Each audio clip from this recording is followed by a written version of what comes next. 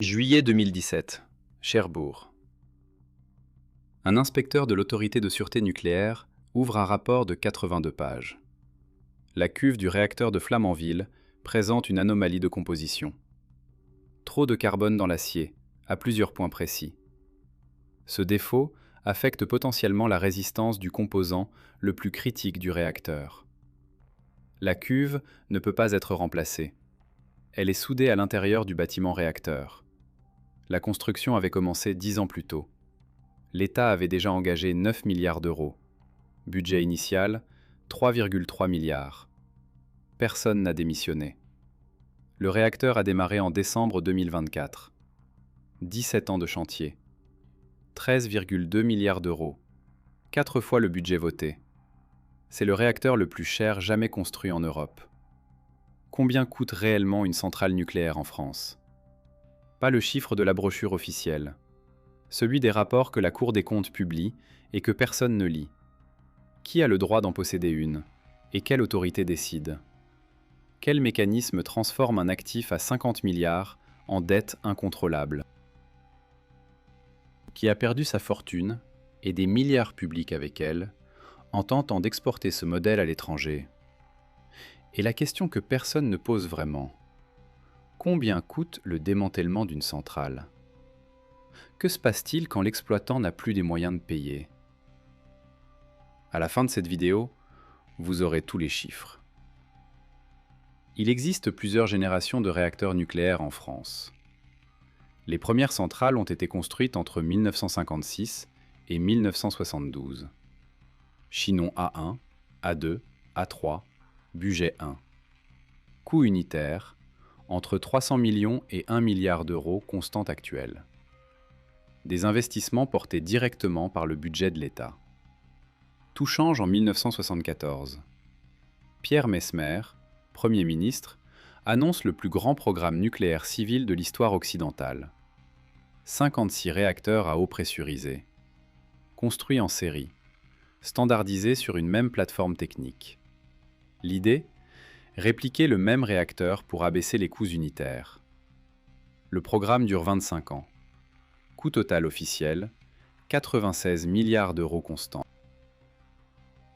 C'est le chiffre que publie la Cour des comptes dans son rapport de 2012, soit environ 1,7 milliard par réacteur en moyenne.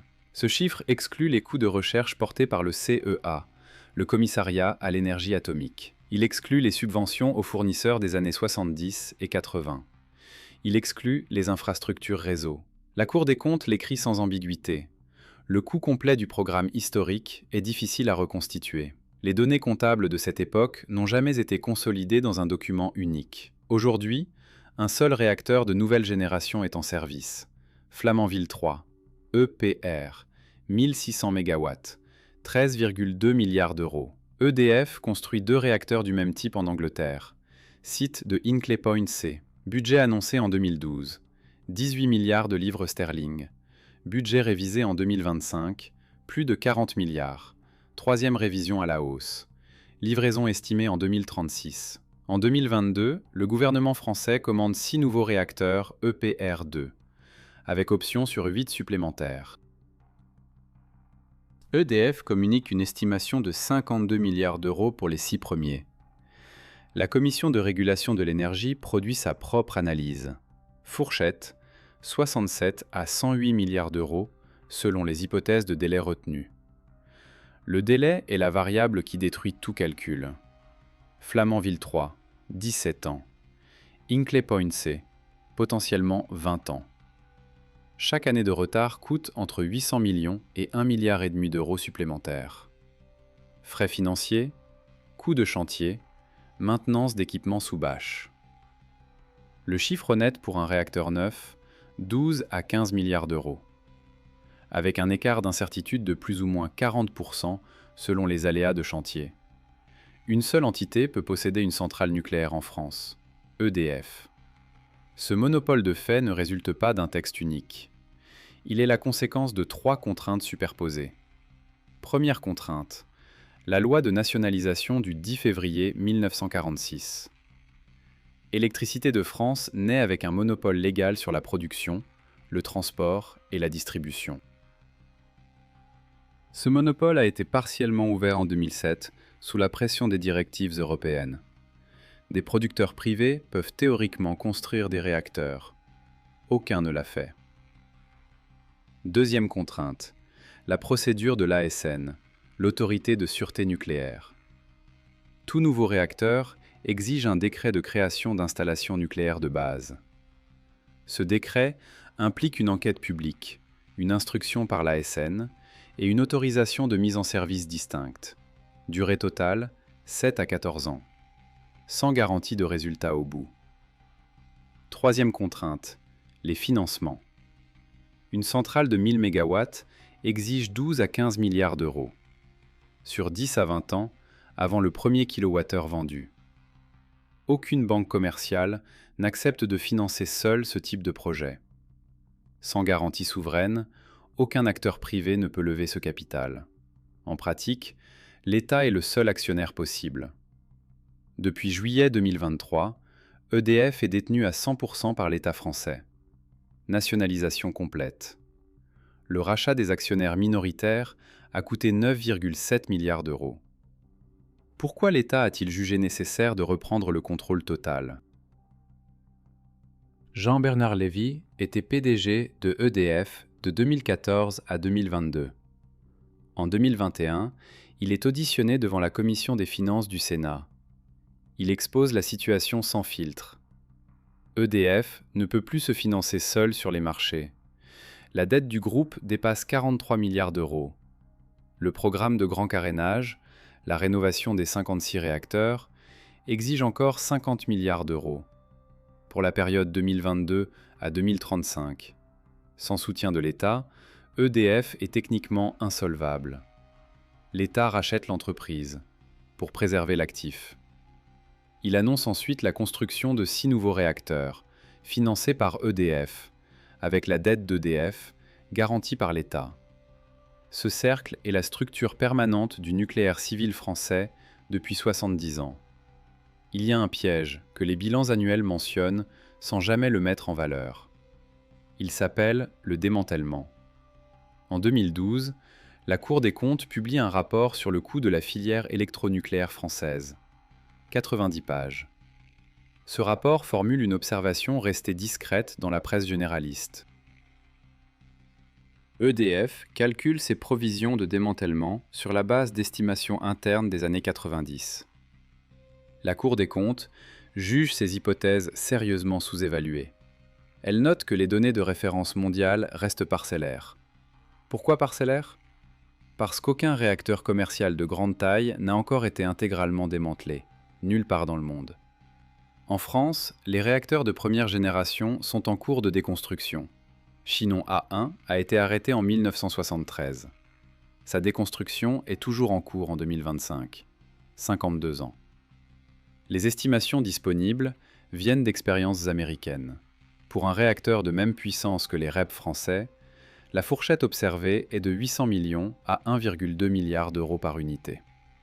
Sur cette base, les 56 réacteurs du parc actuel représentent entre 45 et 67 milliards d'euros de coûts de démantèlement. EDF a constitué des provisions à hauteur de 58,5 milliards d'euros, chiffre publié dans le rapport annuel de 2023. Ce montant se situe dans la fourchette haute des estimations. Mais où se trouvent ces provisions? Pas dans un compte séquestre indépendant. Elles sont investies dans un portefeuille géré par EDF lui-même. Ce portefeuille comprend des obligations d'État français, des actions de société du groupe et d'autres instruments financiers. Si la valeur de ce portefeuille chute, les provisions diminuent en proportion. Si EDF traverse une crise de liquidité, ces actifs peuvent être mobilisés pour couvrir d'autres obligations. La Cour des comptes a signalé ce problème structurel pour la première fois en 2012. En 2025, le mécanisme reste identique. Il y a aussi les déchets radioactifs. Le projet CIGEO est en développement depuis les années 2000. CIGEO désigne le Centre industriel de stockage géologique profond. Son objectif? Enfouir les déchets de haute activité à 500 mètres de profondeur. dans une couche d'argile, en Meuse. L'Agence nationale pour la gestion des déchets radioactifs, l'ANDRA, estime le coût entre 25 et 35 milliards d'euros. Mise en service prévue, 2037. Le stockage actif durera 100 ans. La surveillance du site sera maintenue pendant 10 000 ans. 10 000 ans. Cette variable n'apparaît dans aucun bilan annuel d'EDF. Anne Lauvergeon a dirigé Areva de 2001 à 2011. Areva était alors le premier groupe nucléaire intégré au monde. Construction de réacteurs, fabrication de combustible, retraitement de déchets. Présent dans 60 pays, considéré comme le champion industriel de la filière. En 2006, Areva remporte un contrat en Finlande. Construction de l'EPR d'Olkiluoto 3. Budget signé, 3,2 milliards d'euros. Délai annoncé, 4 ans. Les premiers problèmes surgissent dès 2006. L'autorité de sûreté nucléaire finlandaise, le STUK, exige des corrections sur les armatures en béton du radier. Des composants livrés par des sous-traitants ne respectent pas les spécifications nucléaires. Areva avait intégré dans sa chaîne d'approvisionnement des entreprises sans expérience dans le secteur. En 2012, le chantier accuse 7 ans de retard.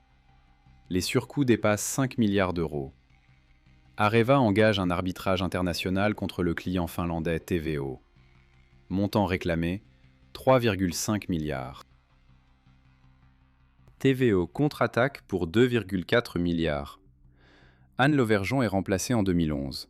Son successeur, Luc Courcel, découvre 2 dossiers mal valorisés dans les comptes. Le premier est Olkiluoto, le second est Uramine. En 2007, Areva avait acquis Uramine, une société minière canadienne cotée à Londres. Prix d'acquisition, 2,5 milliards d'euros. Uramine détenait des gisements d'uranium en Namibie, en Centrafrique et en Afrique du Sud. Les évaluations pré-acquisition avaient conclu à la rentabilité des gisements. 2 ans après Fukushima, les cours de l'uranium avaient chuté de moitié. Les gisements n'étaient plus exploitables aux conditions projetées. L'acquisition a été intégralement dépréciée. Perte, 2,5 milliards d'euros. En 2014, Areva publie une perte annuelle de 4,8 milliards d'euros. La plus grande perte enregistrée par une entreprise française du secteur de l'énergie.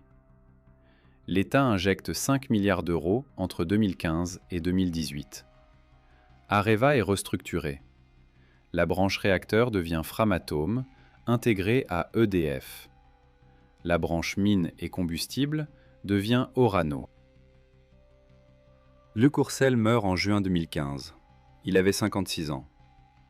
Il dirigeait encore la restructuration 2 semaines avant son décès.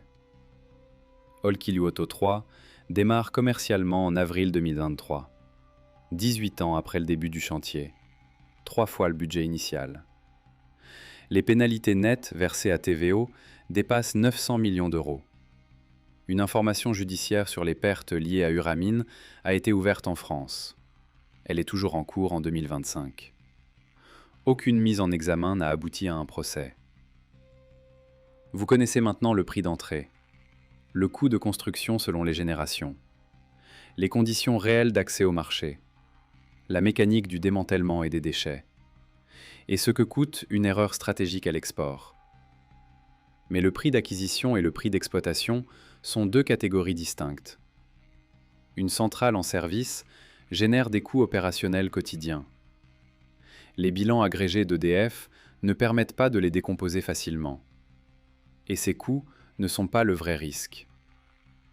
En 2022, quelque chose s'est produit dans le parc nucléaire français. Quelque chose de banal, de technique. Sans explosion, sans évacuation, sans victime visible. Quelque chose qui a coûté à EDF 29 milliards d'euros en 12 mois. C'est ce mécanisme, et les 2 scénarios financiers qui en découlent, que nous détaillons dans la deuxième partie. En janvier 2022, un technicien des EDF inspecte les soudures du circuit de refroidissement de secours du réacteur de Civaux. Ce circuit s'appelle le RIS, Réseau d'injection de sécurité. Il n'entre en fonctionnement qu'en cas d'accident grave. C'est le dernier rempart physique entre le combustible et l'environnement. Les soudures présentent des micro-fissures. Le phénomène s'appelle corrosion sous contrainte. Il survient quand l'acier inoxydable est soumis simultanément à une contrainte mécanique et à un agent corrosif. Ce type de fissure peut progresser sans être visible de l'extérieur. L'ASN ordonne l'arrêt de Civaux et l'inspection de tous les réacteurs aux configurations similaires. Penly, Chinon, Cattenom, Chooz. Les fissures se retrouvent ailleurs. La campagne d'inspection s'étend. À l'automne 2022, 32 réacteurs sur 56 sont simultanément à l'arrêt. Certains pour maintenance programmée, d'autres pour inspection corrosion, d'autres pour réparation en cours. Pour la première fois en 30 ans, la France est devenue importatrice nette d'électricité. Un pays qui avait construit son modèle sur l'exportation nucléaire. Un pays qui vendait son surplus à l'Allemagne, à la Belgique, à l'Italie. Importateur net pendant plusieurs semaines en 2022. L'impact financier total de cet exercice atteint 29 milliards d'euros selon les analyses consolidées des pertes de production et des obligations contractuelles. Perte nette annuelle, 17,9 milliards d'euros. C'est le chiffre publié dans le rapport annuel d'EDF pour 2022. La plus grande perte annuelle de l'histoire de l'entreprise. La corrosion sous contrainte explique une partie de cette somme, pas la totalité. Il existe un mécanisme légal que la plupart des Français ne connaissent pas. Il a coûté plusieurs milliards à EDF, précisément au moment où les prix de l'électricité atteignaient leur plus haut niveau depuis 20 ans. Il s'appelle l'AREN, accès régulé à l'électricité nucléaire historique. Ce mécanisme a été créé par la loi NOM de décembre 2010. Son principe, obliger EDF à vendre une partie de sa production nucléaire à ses concurrents, à un prix réglementé fixe. Ce prix est de 42 € par mégawattheure depuis 2012. Volume concerné, 100 TWh par an, environ un quart de la production nucléaire annuelle d'EDF. En situation normale, ce mécanisme est gérable. Le prix de marché reste proche de 42 €. Les concurrents d'EDF gagnent un avantage marginal. Le régulateur atteint partiellement son objectif de concurrence. En 2022, le mécanisme devient une catastrophe comptable. Le prix de marché de l'électricité explose. En août 2022, le mégawattheure dépasse 300 € sur les marchés à terme. À certaines heures de pointe, les cotations approchent 500 €. EDF continue de vendre ses 100 TWh à 42 € à ses concurrents. Ses concurrents revendent immédiatement sur le marché à plusieurs fois ce prix. EDF finance directement la marge de ses propres compétiteurs. Sur 100 TWh, un écart de 200 € par mégawattheure représente 20 milliards d'euros. De manque à gagner sur un seul exercice. Ce chiffre ne résulte pas d'une mauvaise décision de gestion. Il résulte d'un texte de loi voté en 2010. Le dispositif AREN sera remplacé à partir de 2026. Le mécanisme pressenti, un Contract for Difference, ou CFD. Même logique régulatrice, paramètres recalibrés. Le prix plancher et le prix plafond sont encore en négociation entre EDF et l'État. Revenons maintenant au coût réel de production. La question paraît simple. Combien coûte à EDF la production d'un mégawattheure dans le parc existant? La Cour des comptes a publié une évaluation actualisée en 2021. Selon ce rapport, le coût complet de production, combustible, exploitation, maintenance, provision de démantèlement, charges financières, se situe entre 55 et 60 € par mégawattheure. Entre 30 et 40% au-dessus du prix AREN de 42 €. La Cour précise que ce chiffre exclut les coûts du grand carénage. En intégrant la rénovation des réacteurs existants, le chiffre monte à 60 à 70 €. Selon les hypothèses retenues, pour les 6 nouveaux EPR2, la Commission de régulation de l'énergie a produit une estimation de coût complet. Fourchette, entre 80 et 100 € par mégawattheure, hors dépassement. En cas de dépassement, équivalent à celui de Flamanville 3, la borne haute dépasse 100 €. Pour comparaison, le coût du photovoltaïque au sol en France est inférieur à 40 € par mégawattheure. Données IRENA 2025. Le coût de l'éolien terrestre se situe entre 40 et 50 €, sans provision de démantèlement radioactif, sans gestion de déchets sur plusieurs millénaires. Mais sans production garantie 24 heures sur 24 non plus. La comparaison est réelle. Les deux lignes de coût ne mesurent pas exactement la même chose. Ce qu'elles révèlent ensemble, c'est que l'argument selon lequel le nucléaire est l'électricité la moins chère repose sur une comptabilité incomplète. Depuis novembre 2022, Luc Rémont dirige EDF. Il a pris ses fonctions au plus fort de la crise de corrosion. Il a hérité d'une dette nette de 64 milliards d'euros, d'un programme de grand carénage à financer en parallèle, et d'un engagement gouvernemental sur 6 nouveaux réacteurs dont les modalités financières ne sont pas encore arrêtées. En mars 2024, il a déclaré devant la Commission des affaires économiques de l'Assemblée nationale qu'EDF avait besoin d'un signal prix durable pour rendre le programme de nouveaux réacteurs finançable. Traduction: EDF ne peut pas assumer seul le risque financier du nouveau nucléaire. Il faut que l'État garantisse un prix minimum sur des durées de 30 à 50 ans. Cette garantie de prix, le CFD, sera financée par la facture d'électricité des consommateurs français. Si le marché monte au-dessus du prix plafond, il bénéficie d'un retour. Si le marché descend sous le prix plancher, il paye la différence. Voici maintenant les 3 chiffres qui permettent de comprendre l'ensemble. Premier chiffre, 96 milliards d'euros. C'est le coût officiel du programme nucléaire historique, selon la Cour des comptes. Construit entre 1974 et 1999. Deuxième chiffre, 50 milliards d'euros. C'est le coût du grand carénage entre 2022 et 2035, en cours. Troisième chiffre, 52 à 108 milliards d'euros. C'est la fourchette pour les 6 nouveaux EPR2, selon la source et les hypothèses de délai retenues. Ces 3 postes représentent entre 200 et 250 milliards d'euros sur 70 ans, sans inclure les coûts de CIGEO, sans inclure les intérêts cumulés sur la dette, sans inclure les 5 milliards injectés pour restructurer Areva. Ce n'est pas le coût de l'électricité nucléaire française, c'est le coût de la possession de l'outil. Qui paie? L'État, via les déficits d'EDF garantis implicitement depuis 70 ans. Les consommateurs, via les tarifs régulés et les futurs mécanismes de CFD. Les contribuables, via les recapitalisations directes. 9,7 milliards pour la nationalisation de 2023, 5 milliards pour la restructuration d'Areva. La répartition précise entre ces 3 sources n'a jamais été présentée dans un document consolidé unique, ni par EDF, ni par l'État, ni par la Cour des comptes. Il reste une dernière question. Une centrale nucléaire en exploitation génère des déchets radioactifs de 4 catégories, classés selon leur niveau d'activité et leur durée de vie. Les déchets de haute activité à vie longue, les plus dangereux, seront radioactifs pendant plusieurs centaines de millénaires. Le projet CIGEO prévoit leur enfouissement à 500 mètres de profondeur, en Meuse. Surveillance active du site, 100 ans. Surveillance passive requise, 10 000 ans.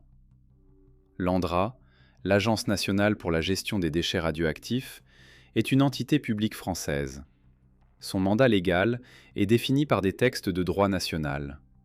Ces textes peuvent être modifiés par tout Parlement futur. Il n'existe aucun mécanisme juridique contraignant sur une durée de 10 000 ans. Il n'existe pas d'institution humaine dont le mandat documenté dépasse quelques siècles.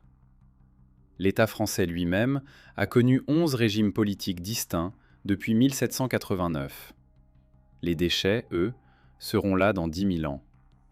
Qui sera légalement responsable de la surveillance du site de Bure en l'an 8026? Personne n'a répondu à cette question. Pas dans les rapports de la Cour des comptes, pas dans les auditions au Sénat, pas dans les documents de l'ANDRA. C'est le seul coût que personne ne sait calculer, parce que personne ne sait encore qui paiera.